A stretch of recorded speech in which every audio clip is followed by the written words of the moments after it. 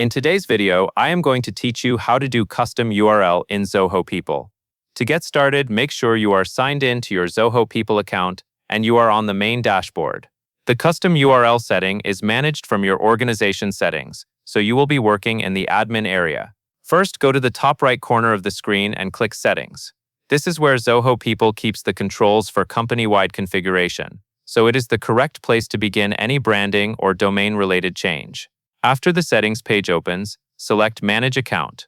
This section is used for settings that affect your organization as a whole, rather than individual user preferences, so you may need the right admin permissions to access it. Next, look for Organization Setup, and then click Organization Structure. This area contains key details about how your organization is defined inside Zoho People, including profile information that connects to your company identity. Once you are in Organization Structure, go to the left sidebar and click Company Profile. This is where you can manage company-specific details, including the domain settings that relate to how your Zoho People portal is accessed. Inside Company Profile, find the option for Domain and open it. Take a moment to confirm you are in the Domain section, since this is where the custom URL controls will appear.